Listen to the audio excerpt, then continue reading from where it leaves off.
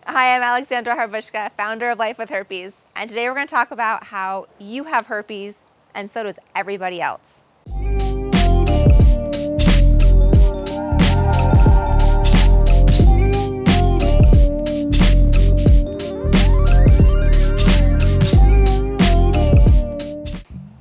All right, when you're first diagnosed with genital herpes, or herpes for that matter, it is this OMG, what is going on?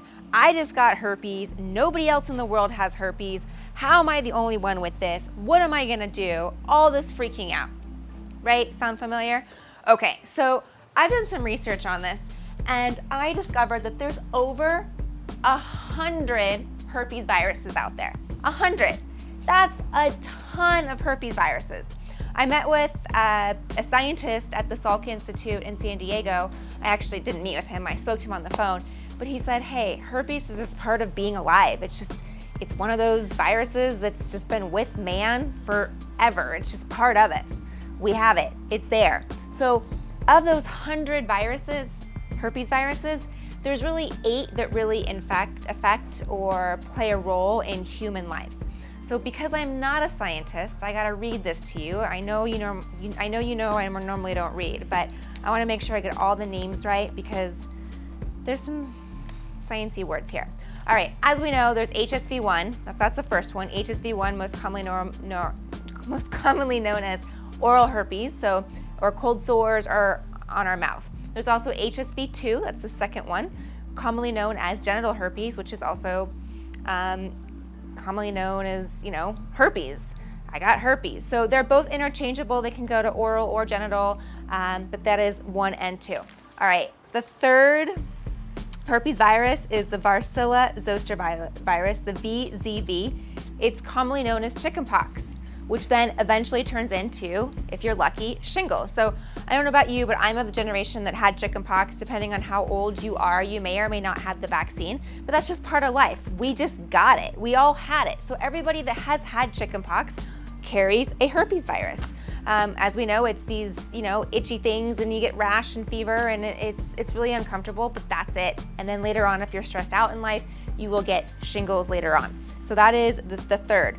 The fourth is the cytomegalovirus virus, which is very common, and we don't have symptoms. So, hey, we get it and don't even know we have it. The fifth is the Epstein-Barr virus, which is commonly known as mono. Mono is what you get in college. That's what you get it's called the kissing virus, right? You get it in high school, college. It's like the perfect storm in college for it.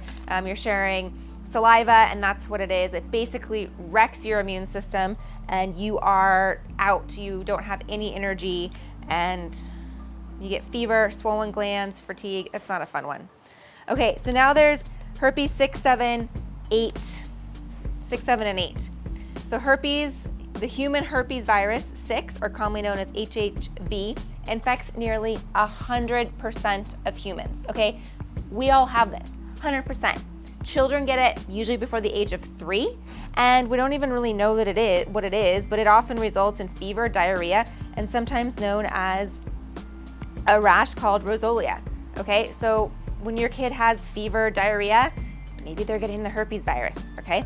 We got the same one, number 7, and symptoms include respiratory disease, fever, rash, vomiting, diarrhea, low lymphatic counts, seizures, and in most people, there's no symptoms at all. So these are really, really common herpes viruses, guys. And then the last and final 8th is Kaposi sarcoma virus, which is also commonly known as herpes virus 8. It includes symptoms that are lesions on the skin. They're flat, painless spots that are red or purple, white skin, bluish, brownish, black. It's a rash. That's it. So my point in telling you this and my point in going over this, and apologize, I had to read it. I'm not a scientist here. I'm not a doctor, but we all have herpes viruses. The issue that we have with having genital herpes or oral herpes is there's a stigma attached, okay? That's it. We all have it. We all live with the herpes viruses. It's just part of being a human. It goes along with life. We're gonna get them as babies and we're gonna live through life and we're gonna die with them. So we're gonna spend the rest of our lives with them. I just don't want you to feel alone. I just don't want you to feel like you're the only one. So here's the good news, is when you are talking to someone and you're telling them that you have herpes, you can tell them, hey, guess what? You have it too. And that's a really powerful position to be in, to let someone know, like, hey, you have it too. And just because I have the one that has a stigma attached doesn't make me any less of a person or not worthy of dating or anything like that. Really important key point. All right, stay tuned. I will see you in the next video. And if you have any questions about these viruses, please let me know. If you want to hear more about them, we can go into more details on other viruses, of course. I usually just focus on HSV1, HSV2, but of course we can go into other viruses. All right, I'll see you soon. Bye.